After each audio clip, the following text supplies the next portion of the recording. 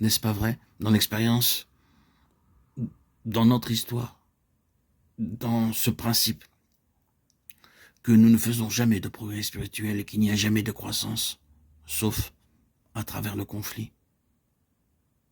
La seule manière par laquelle nous croissons, c'est quand il y a quelque chose à surmonter, ou que notre vie spirituelle doit prendre le dessus sur quelque chose. C'est une loi dans la nature et aussi dans la grâce. Il n'y a aucun progrès sans lutte. Veuille Dieu que nous puissions être capables de regarder à lui à chaque instant. Nous croyons que cela peut être vrai comme un fait objectif, mais qu'il nous délivre d'être seulement saisis par une vérité. Le Seigneur désire des gens qui entrent réellement dans ce domaine, non pas sur le plan doctrinal ni dans le domaine de la connaissance biblique, mais qui le possèdent réellement. Et c'est quand vous venez réellement vous placer sous le contrôle du Saint-Esprit que vous êtes dans la voie de la réalité et que la foi dans le Seigneur devient concrète et très pratique. Jéricho a un aspect représentatif. C'est le grand exemple d'un principe spirituel. Tout d'abord, vous devez occuper une position céleste, non pas une position terrestre ni la manière de faire les choses selon l'homme. C'est la mise en pratique de ce principe que nous voyons avec Abraham. Quand cet homme a essayé d'agir, quel affreux désordre c'était, car il touchait la terre.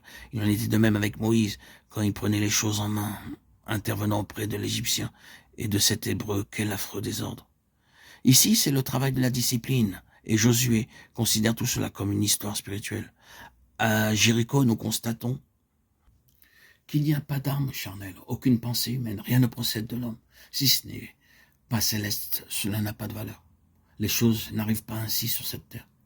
Nous pouvons marcher autour, non seulement 7 jours, mais toute notre vie, mais rien n'arrivera à moins que nous ne soyons dans une position céleste. À moins que le ciel entre en scène. Jéricho, c'est l'homme mis de côté, exclu. C'est céleste. Bien, cela c'est la base. Et les murailles sont tombées. Les murailles de Jéricho se sont écroulées lorsque vous placez sur le côté céleste. Ensuite, vous trouvez aussitôt que si l'ennemi ne peut pas réussir en résistant ouvertement, il essaiera des tactiques plus subtiles. Il ne peut pas réussir par résistance ouverte si vous et moi, nous sommes dans notre position céleste et la conservons. Et gardez-la, car c'est ce que Jéricho signifie. Ils n'ont pas pris la ville le premier jour, mais ils sont maintenus dans la foi en le déclarant, et par cette foi, au dernier jour, ils l'ont confirmé en maintenant leur position céleste. Ils ne l'ont pas abandonné. Nous ne tenons pas toujours tout dès le premier ou le deuxième jour. Il doit y avoir un maintien de la position dans la foi, et l'ennemi est complètement défait quand cette position est réellement tenue de cette manière. Quand il est gardé, en anglais on pourrait traduire ça par worsted, c'est une expression signifiant peigné par la laine au peigne fin, et ici on parle de l'ennemi qu'est le diable.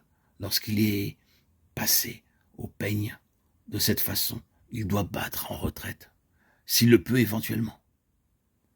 Et alors, il interviendra et reviendra plus subtilement. Est-ce que cela ne se réfère pas aux Gabaonites? Ils agissaient subtilement pour introduire quelque part le domaine terrestre. Ce fut la même chose avec Arcan et Haï. Le manteau babylonien et les pièces d'or intouchées du terrestre. L'accord passé avec les Gabaonites constitue une intrusion du domaine terrestre. Nous ne devons pas penser que c'est toujours fait de manière ouverte et claire, par une guerre spirituelle directe. Nous devons percevoir quand le terrestre est manœuvré par l'ennemi, quand il y a l'introduction de quelque chose qui établit un contact avec ce qui est maudit et avec lequel Dieu ne peut pas être d'accord. Comment est-ce que cela se fait? Vous savez bien sûr que Gilgal était le lieu d'où il partait. Gilgal, le lieu où l'opprobre avait été roulé au loin, l'endroit où la chair était mise de côté. Mais ils ne sont pas remontés à Gilgal après Jéricho. Ils se sont dirigés droit sur Haï, alors que c'était la coutume de toujours remonter à Gilgal après toute avancée ou toute conquête. Retourner à Gilgal pour sortir encore de Gilgal. Cette fois, ils ne remontèrent pas de Gilgal, ils sont allés en avant. Soyons donc près de la croix et ne supposons jamais que parce que le Seigneur a béni en accordant la réussite, nous pouvons aller où bon nous semble. La croix n'est pas quelque chose que nous pouvons laisser en arrière et mettre de côté. C'est quelque chose qui doit être avec nous sans cesse. C'est notre sécurité. C'est la voie céleste. La nature de la voie céleste.